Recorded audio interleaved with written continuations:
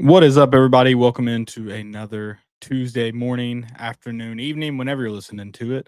Episode this week, I have on Ryan Schumpert of Rocky Top Insider. You guys know Ryan. We appreciate all his time. Good talk. We do delve into the soon-to-be hot coaching carousel coming up this offseason. Maybe see some shakeups before the season fully comes to a conclusion. But we also talk a little Vol baseball as they wrap up their fall ball series. Sunday, they didn't get fans in to watch the Orange and White World Series, but still a good finish to fall ball under new head coach Josh Elander. We also talk Tennessee football coming off this bye week, going into New Mexico State. We get more into the critical games on the schedule as they try to finish this season on a positive note, try to get the page flipped in a good way to 26.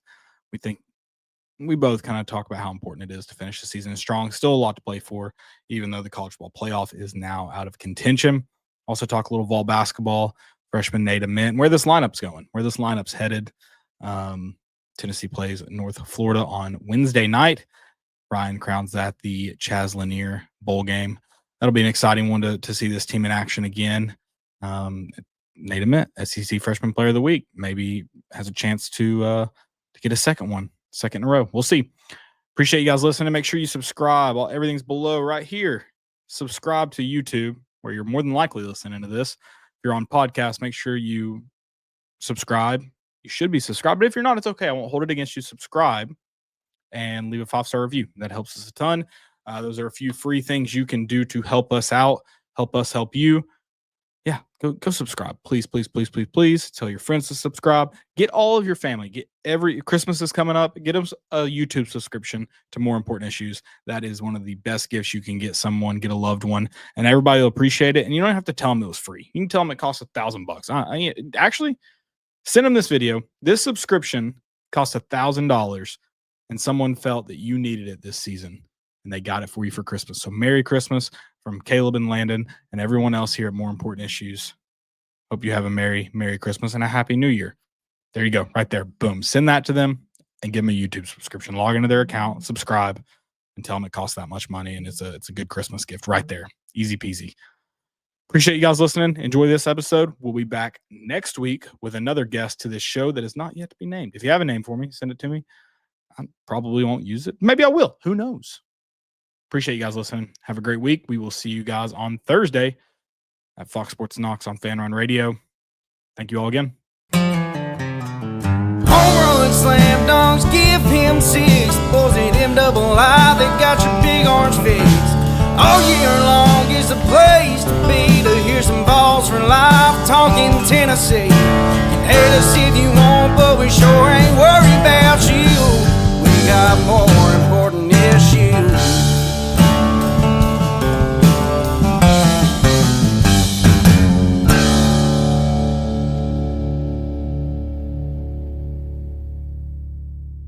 What is up, everybody? Welcome into a Tuesday edition. This time on with me, I've got Rocky Top Insider. I guess that can be your title as well. It kind of works both ways. It does work both ways. Some people do the Rocky Top Insiders, Ryan Schumpert. Some people say Rocky Top Insider, Ryan Schumpert. And it's like you said, it works either way. So it gives a lot of options for the host. Yeah, it stumped me, but it's Ryan Schumpert of Rocky Top Insider. That I think would be how I'd normally do it. Thank you for hopping on. We mentioned it on this cold Monday evening and sportsless Monday evening, which it seems like these last 2 weeks especially have just been a whirlwind. I know going back even a few more weeks, they might have had you hold up in Lindsey Nelson Stadium as things kind of went the direction they went. Yeah, I joked with Ben McKee and some of the other guys. Said I used hopefully more porta potties that week at Lindsey Nelson Stadium than I will the rest of my life combined, because I got a lot of hours. I clocked a full-time job at Lindsey Nelson Stadium that week. Yeah, glad we're all past that, whether we come out on the right side or not. Glad. And then you mentioned the porta potties. Hopefully this spring they'll have you guys up in a real media center, maybe a nice press box spot. That's what it sounds like. there yesterday they were on Sunday. They were wrapping up the final day of the fall practice and fall World Series, and it certainly wasn't Monday cold, but it was pretty cold and windy. And we were saying, yeah, it made us feel appreciative of when we get back in February, at least for the season. I don't know about the preseason stuff. We might still be outside for that, but after last year being in the open air press area, that was made the first month of the season just miserable. It Builds made me character. respect. It does build character. It made me respect the fans that are there grinding every game early in the season. It made me appreciative of that. So it was kind of one cold day to show what's to come after what was overall a very nice weather standpoint fall for Tennessee baseball. Sure. We'll actually just start off there. I was gonna maybe towards the end talk about some baseball, but Sunday, the Vols wrap up orange and white series, wrap up fall ball. Number one, has anyone talked about we had all this NIL money being moved around. Now Tennessee baseball is being moved for soccer. I mean, what does this country come to? I haven't seen enough complaints about that. I'm pretty upset. I was making that joke on Saturday night that first the Lady Vols and now minor league soccer getting precedence. This city shows no respect for the baseball program, but no, we're in the same page with that joke, and I guess probably most people didn't even pick up on that's what was going on because Sure. I am surprised there were not more jokes made about that. It kind of worked out, the weather just being crap, which it didn't quite turn crappy until Sunday night, but being on turf is probably a little bit better than frozen dirt or wet grass, I would imagine. Yeah, and then for the player standpoints, like they didn't have the lights weren't working this fall, so you had to play the game earlier in the day before it got colder. So it stinks for the fans that weren't able to get a glimpse of the team. But from Tennessee's standpoint, just logistically doing it at their own stadium, doing it on the turf, better playing surface and in those conditions and earlier in the day, I think it all worked out well. Yeah. What are as we've heard some names kind of flash throughout this. I saw a lot of Stone Lawless love Yeah. yesterday. Who are you like? Yeah, these are the guys we need to be keying on as February picks up. Well, I think just starting on the Stone Lawless one, like I've had this thought and conversation with some people where it's like, all right, now that Elander's coach, who are the guys that we feel like that really helps? And Stone Lawless would probably be top of the list. Not that he wouldn't have been in line to be the starting catcher if Tony was still there, but Elander, who is kind of the catching coach, absolutely loves Stone, has spoken very, very highly of him for a number of years now, and obviously did on Sunday, saying he thinks he has the potential to be one of the best catchers in the SEC. And he had a really nice fall, World Series, really had the go-ahead hit that won the game on Sunday. So, he's one, I think, from the transfer route in the field. Henry Ford and Blaine Brown were both really impressive. Not that either of those are super shocking names. Probably Blaine Brown a little bit more shocking or a little more surprising than others. He was a little bit more under the radar, but he has showed serious power. Also, son of former Titans running back Chris Brown. So, love that little connection. And then I think from the returning guys, Ariel had a nice fall, and I would say Levi Clark is of that group of sophomores, or the freshmen that played some last year and are now sophomores. He's the one I probably had the most confidence coming in, like could have an all SEC type year, and I thought he had a really good fall too. So he's stepped up, and then I guess just broad strokes, the pitching staff, I kind of like the pieces. Obviously, that was probably the storyline of the summer, just how many guys transferred out. Obviously, they lost a number of guys to the draft and brought so many guys in. It's just completely new look with, Brandon Arvidsson gave him a little bit more back. I think it went from 3 pitchers back to 4 pitchers back with him. But a lot of those guys I thought looked really good, and I think their staff's going to be a lot better this year than it was a year ago. Yeah, I think you look to add brighter arms, I guess is the right term, in the front end, and then it just seems we're hopeful it's a little bit deeper, especially kind of choosing from that starters. I'm also, I don't know if you could pick up on any of this in the final weeks of fall ball. I'm really interested how they manage not just the pitching staff, the lineup as a whole.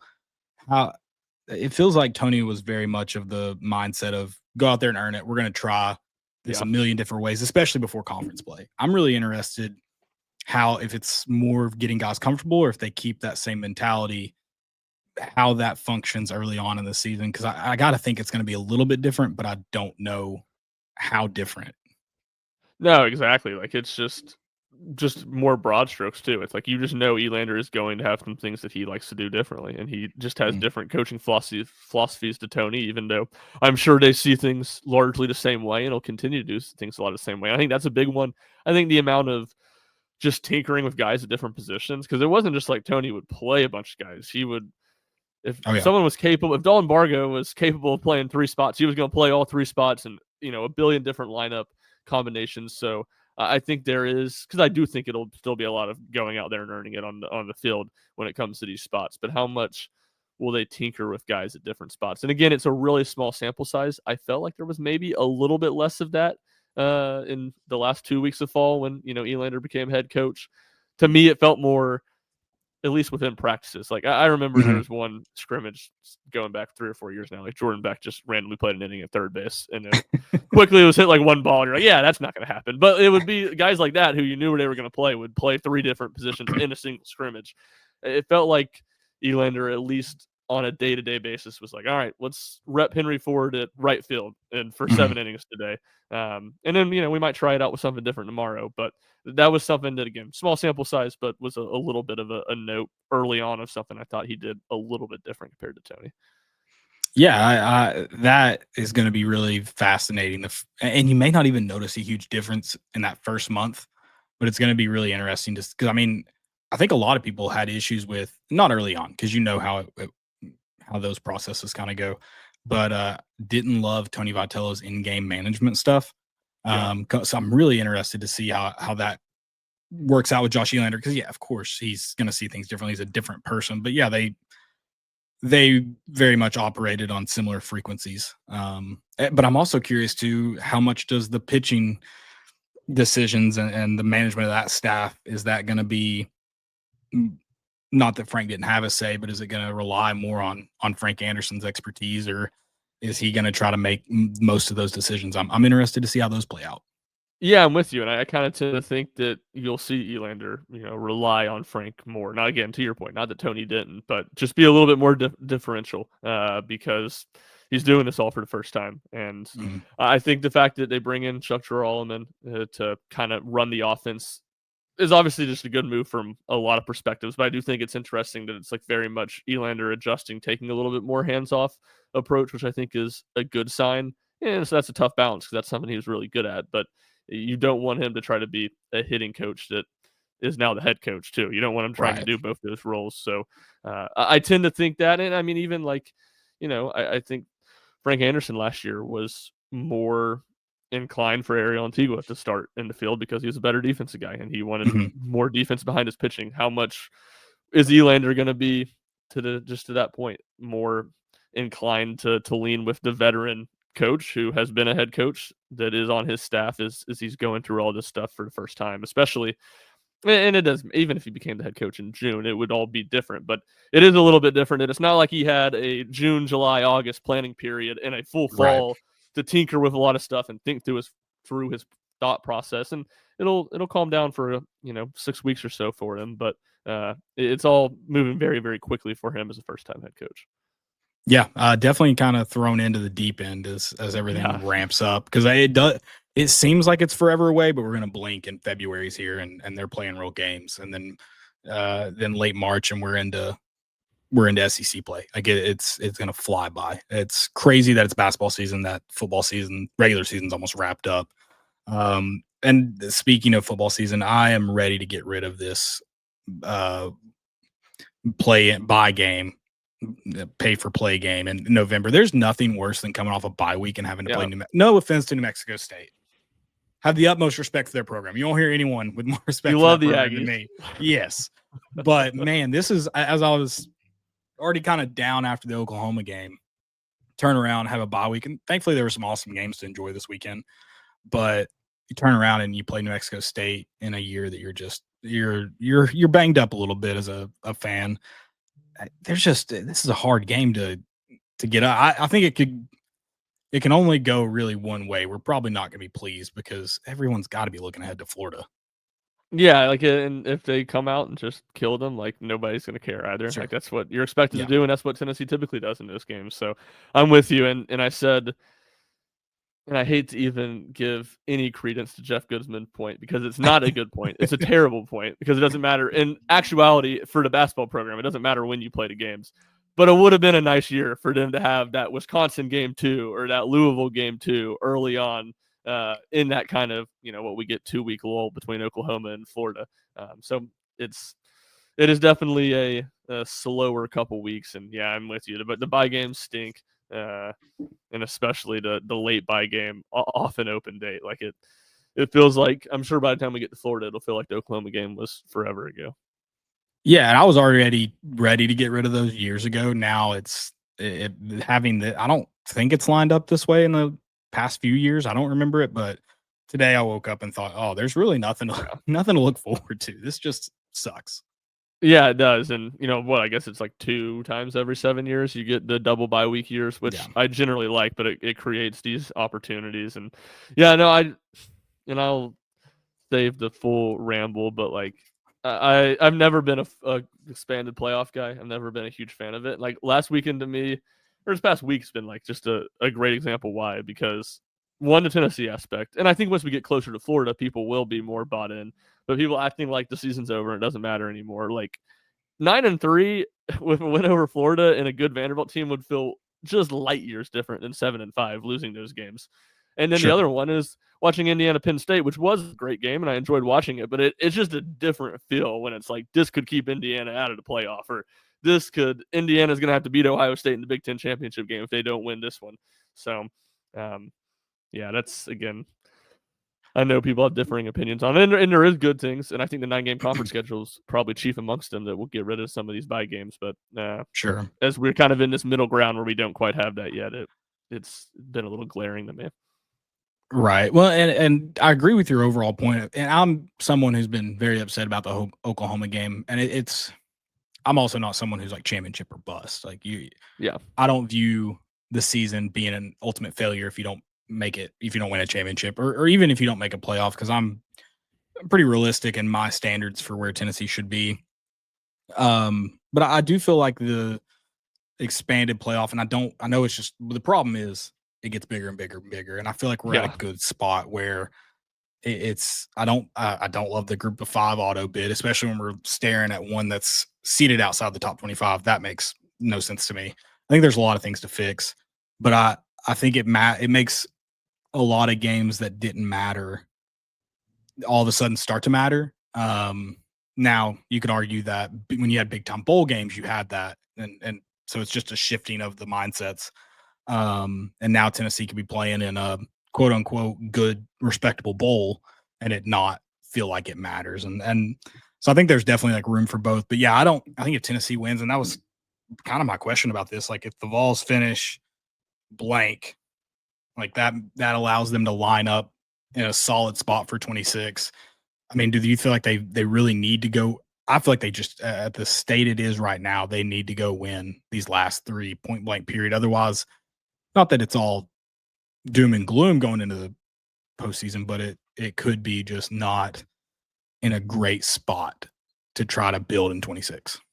Yeah, I agree. And like, that's what I would say to anyone, like to that last point, that are mad about the Oklahoma game. Like, I think that's completely fair. Tennessee should have won that game. Like, it's a game Tennessee should have won. So it's not that I'm like, oh, because of the playoff, you get eliminated. People were more upset about that. If there was no playoff, people would be upset about that game, and they should, because it's a game, like I said, Tennessee should have won. So, no, I'm with you. Like, I think especially need to get one. And look, I know most people would say there's not a huge difference between 8-4 and 7-5, and I don't think there necessarily is an actuality either. But I do think perception plays a role, and I think that's especially if you go 9-3 and in the year with 2 big SEC wins. Obviously, Florida's terrible, but still to win at a place you haven't won in over 20 years, and to barring, I don't know, Mark Stoops, Kentucky's hot all of a sudden, but most likely Tennessee would keep Vanderbilt out of the playoff with that win. I think, there would be fair arguments that like Tennessee should have gone 10-2 because they could have won one of these other games, and like I wouldn't tell people that they are wrong about that, because I don't think that is wrong, and you can be upset about that, but you also zoom out, and I think most people would have said 9-3. After the way the offseason went, like you would have taken that, especially when you're talking about 9-3 with the offense looking really good again, and Heupel making a lot of adjustments and feeling like you got that on the uptick. And I think just the perception of the program will be really strong and what a lot viewed as a bridge year. And obviously, it's hard to project roster in today's day and age with the transfer portal, and you got to pay everybody to keep them happy. But Tennessee, especially, they're going to have some work to do on defense. But offensively, of an offense that's been good this year, they will have, at least should have, a lot of talent back and be really attractive for a portal quarterback. Or if Tennessee decides to roll with George McIntyre, you'd be, a lot of talent around a young quarterback trying to break into things. Yeah, and looking at the rest of this season, Florida just kind of feels like, which makes me more nervous for it, it feels like a layup game. They got rolled over by Kentucky. There are rumors of opt-outs. They're treading water trying to get to the next head coach. Now the guy they've been linked to, who they're offering a lifetime, just his great-grandkids could be set up for life with the deal, is now flirting with the Giants, apparently. Everything seems to be falling apart. So it just seems like a layup game. You really want to beat Vandy, who is now one of your permanent opponents. Like you said, it could keep him out of the playoff. It just feels like you need to try to shore up those games. Obviously, you don't want to drop one this week. That would be horrendous. And 9-3 won't make you feel great, but you'll kind of walk away thinking you did what we all expected at the beginning of the year, and maybe should have gone 10-2. And hey, maybe 11-1 was on the table at that point too. But yeah, I mean, I think too, it's about you're just trying to build towards next year too, and trying to keep everybody kind of on board. Because that was one thing I was worried about Tennessee going into this season. If they dropped one early, would that late Nico departure kind of start to haunt the locker room? Like maybe we didn't have it all together when we rallied around, and they haven't. I mean, they haven't seemed to, like, that hasn't seemed to creep in. They all backed Joey from the get go. They all seem to, for the most part, outside of a few people that some have had opinions on their effort, me included. Everyone seemed to play hard, and it's not always worked out. But yeah, trying to keep. I think winning the Mississippi State game was big there, just to keep all the goals out in front of you. And even though now they lose the Oklahoma game, and you don't have that this will be the next test. But I feel good about the leadership in the locker room and thinking they will. Who was it that said he got some hate? I'm trying to remember who it was. They made the most obvious statement ever. They're like, we wanted to make the playoff, but like that wasn't our only goal. We're gonna keep playing hard. And I was like, that's like the most coach speak thing ever. And people were mad. I think it was Kitzelman. Yeah, it was crazy to me. It blew my mind. People were upset about it. I'm like, you want him to say we're just going to roll over these next 3 games? I think what do you possibly want him to say?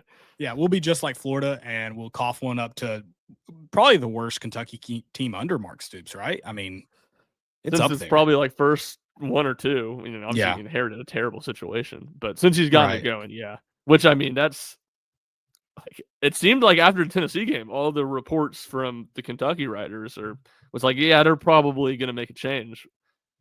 Gotta be electric for Tennessee if this late season run, they're like, we'll give Stoops another year.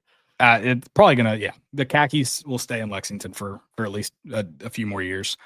Which, I mean, that's my question for Florida right now. You look at LSU, who had a chance. They had Alabama, I don't want to say on the ropes, because it never felt like they were going to win that game, but they had an Alabama team that if you threw one good haymaker, like, you were winning that football game, and couldn't do it. And not that I think Brian Kelly could have done it. In fact, I think it probably would have been a worse game under Brian Kelly. But I don't know, firing coaches early in the year, I get you want to kind of get moving, but it's like, where do you go from here? I don't understand it all. It's going to be. That's another thing I think for Tennessee's position is finish this year strong. Obviously, prefer 9-3. I think minimum 8-4.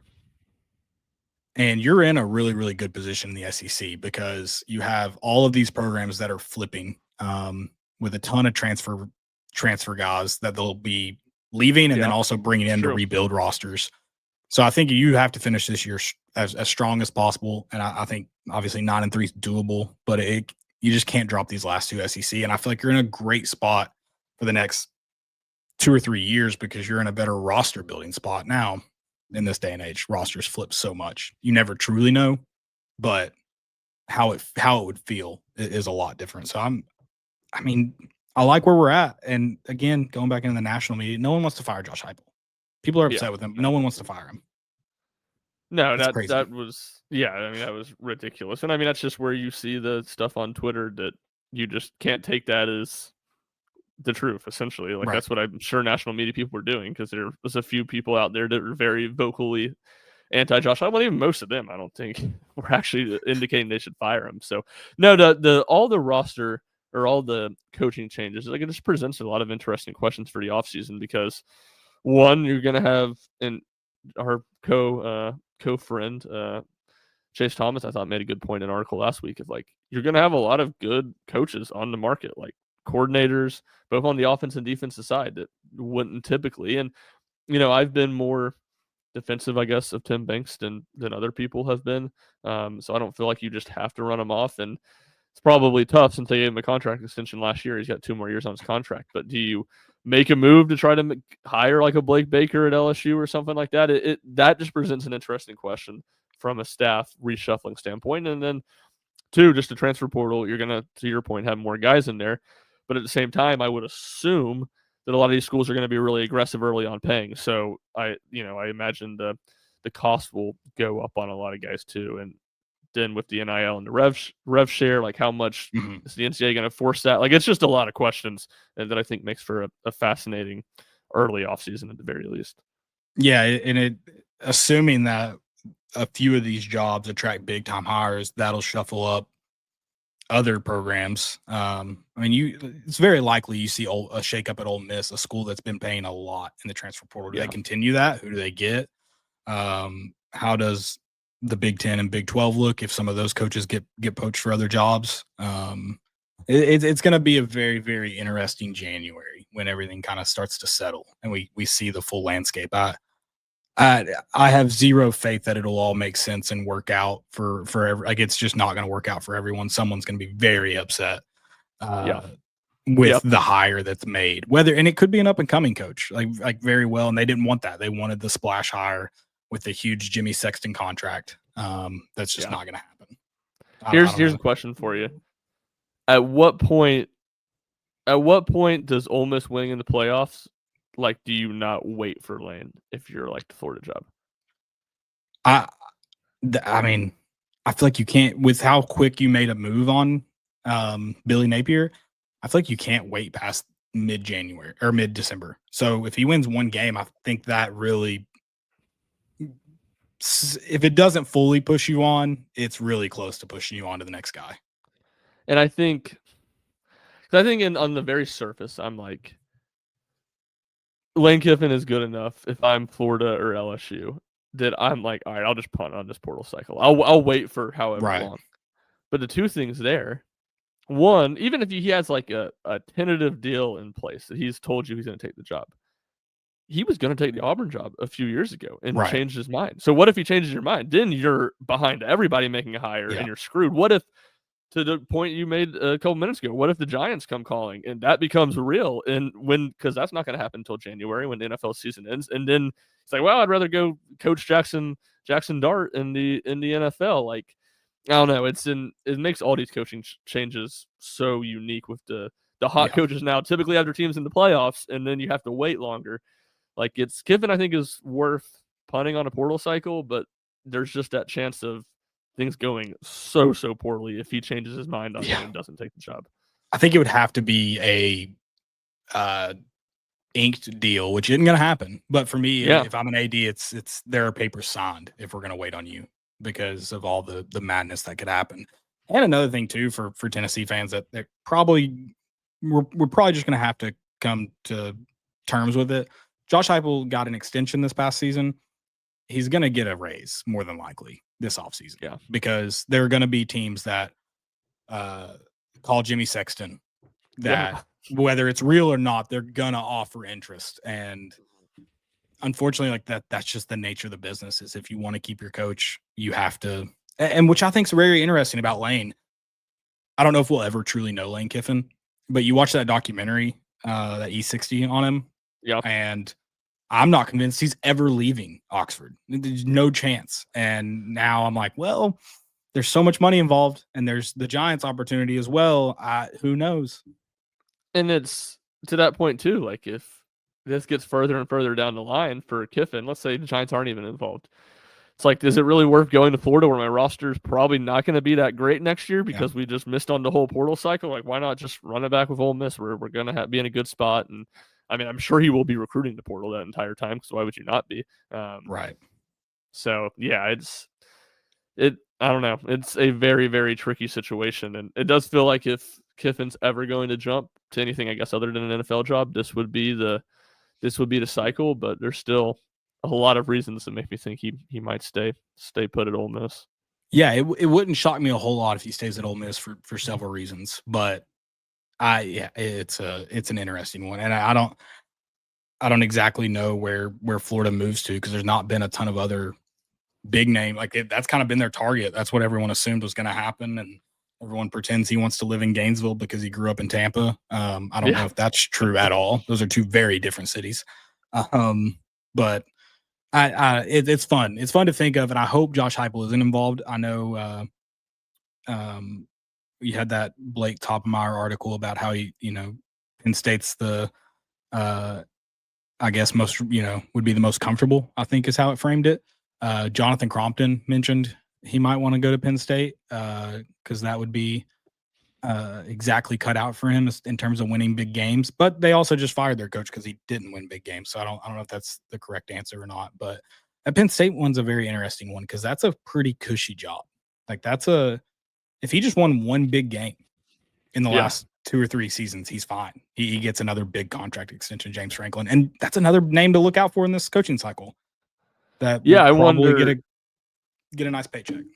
No, for sure. And Eli Drinkwitz is the one that I have felt like makes a ton of sense at Penn State that we haven't seen, and then obviously that creates another opening. If he does move, another opening in the SEC. Does Brian Kelly get a job somewhere? Like, I don't think he gets a big job, but if Michigan State were to make a move, which I think is still possible, at least I don't know if they will, but they've been terrible the 2 years. And I'm blanking on the guy's name from Oregon State. Like, that would be a spot I think would make a lot of sense for him and like for both parties. And yeah, I feel like James Franklin's most buzz has been with Virginia Tech, but maybe. I mean, someone's going to get desperate and want to make a splash hire. And I still think Gruden's name, it feels like it's disappeared. I fully expect it to at least pop back up at some point. Really? Because I do think he wants to coach again. Okay. I could, which I think he's still embattled in that lawsuit with Goodell. But I don't know. It would shock me if he showed up in college football. But I don't NFL think he would. See, I don't think that the NFL, like, because of the lawsuit, I just don't. Maybe at some point it happens down the road. But I don't see it happening right now. And like, I don't think he would take the Virginia Tech job per se, right. But like Auburn, Florida, LSU, like, I don't know. I mean, no inside information, but I feel like he would take one of those jobs if they came calling, which they'd probably have to miss on a couple guys to want to do that. But again, to the point of all this, somebody's going to be upset with the way things is going and is going to want to make a splash move. Not to continue on all this, but I guess we haven't talked through it a ton. So I'm curious, does Virginia Tech call Shane Beamer, and does he make that jump? Because it feels like he's every offseason he's thought of as a hot seat coach, and it never quite feels that way with South Carolina that he's actually on the hot seat. But this is going to be his closest offseason to it if he's not on it at the start of 26. So does he just make that jump and be done with it? Yeah, I think that's like a lower scale Heupel thing where it's just like resets his clock, goes somewhere where, I mean, Virginia Tech's been so bad for so long now. I think they would be very patient and happy with what he's done. But yeah, I think that's one that would make sense. It's just a cycle with South Carolina. They go from their 1 year, they're terrible until November, and then they play really good in November. And then they have a bunch of hype. They're like a top 20 team going into the next year. Then they're just terrible the entire year. And then the expectations are low. And then repeat the cycle of bad early in the season, good late in the season, top 20 team. Like, it just feels like it's been, because he's the same year as Heupel. So he's 5 years in now. It feels like it's not the same cycle that's repeated. And it's not just a Shane Beamer thing. It kind of felt like that even, outside of maybe like two years, Steve Spurrier had him in a really good spot. But outside of that, it kind of felt like they were always either trending up or trending down. There was, except those 2 years, I think with Connor Shaw, did it feel like they were steady. It was constant, I guess up and down. After Connor Shaw left, which I think 13 was his last year, I guess it's only 2 more years after that. that he was there. So, and it's kind of been a repeating cycle ever since then. Oh, I guess it's fun to be up and down, but I don't envy that situation.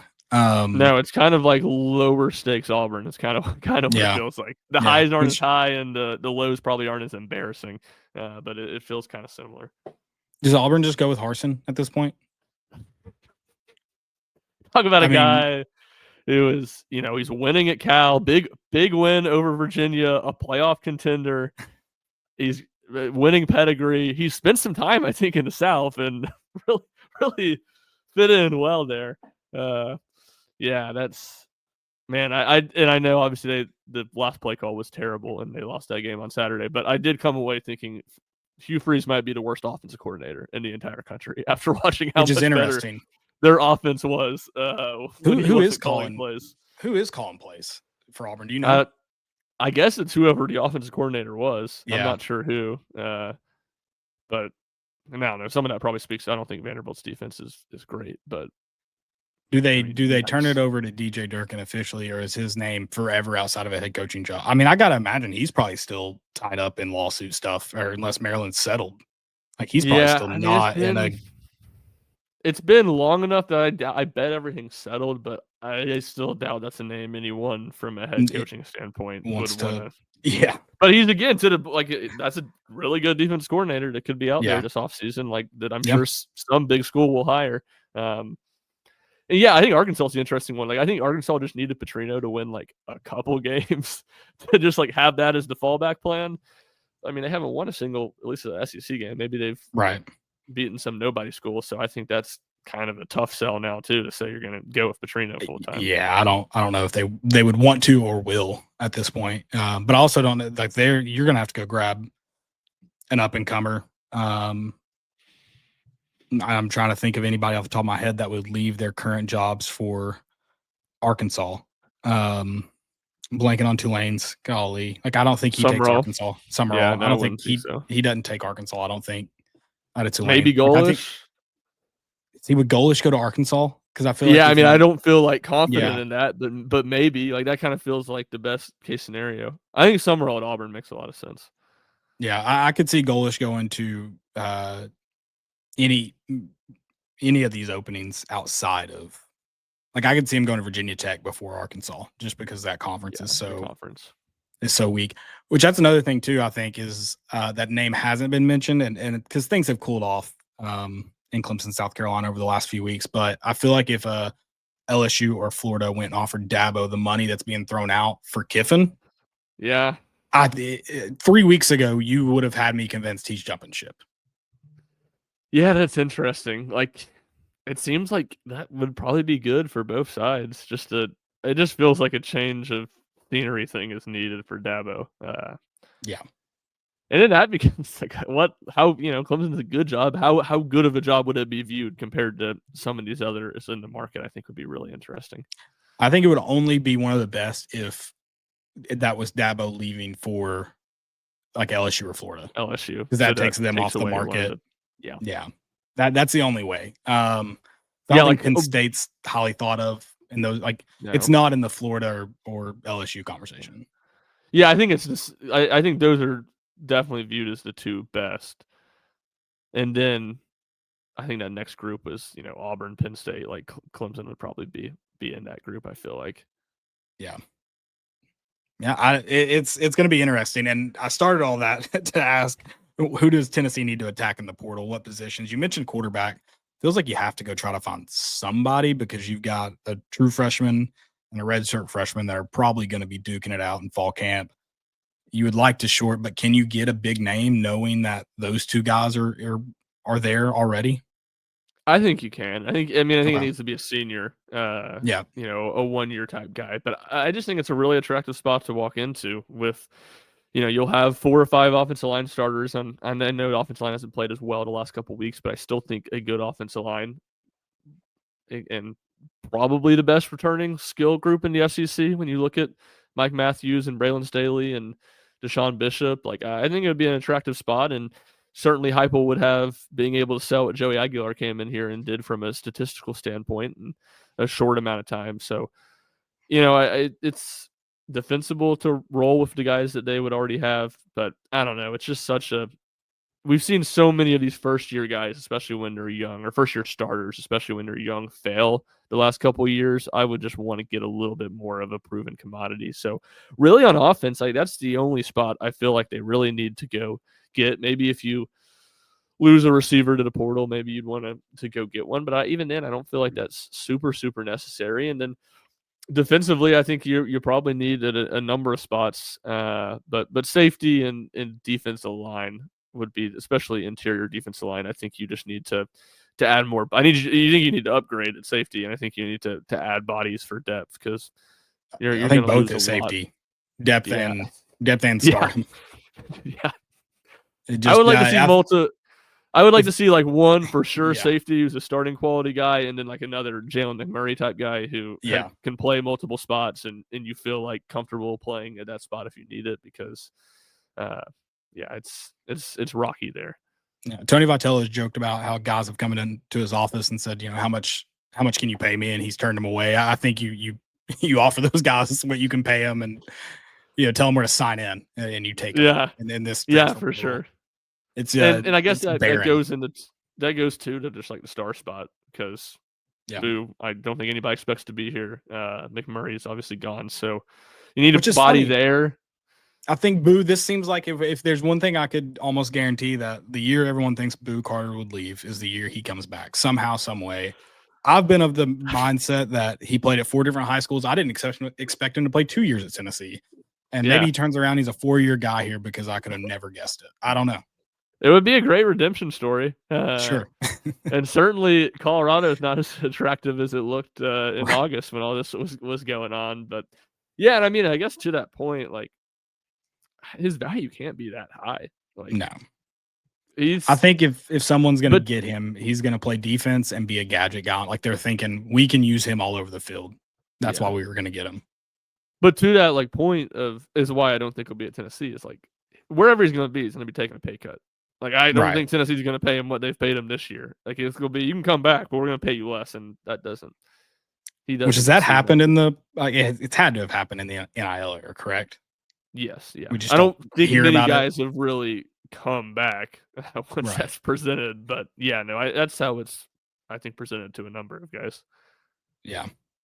I think it's going to be an interesting offseason for Tennessee in the transfer portal because you're really good in a lot of spots. You said on offense, probably just the quarterback. I think, too, I love Deshaun Bishop. I think with how much of an impact Star Thomas has had, I think you're going to have to also go out and try to find a running back that is really solid, that can give you immediate playing time the moment he steps on campus because I like Peyton Lewis. I really like DeJuan Morris, but I'm not confident they can step into the role that Star Thomas has had with what I've seen so far. And I think running back would be a good one.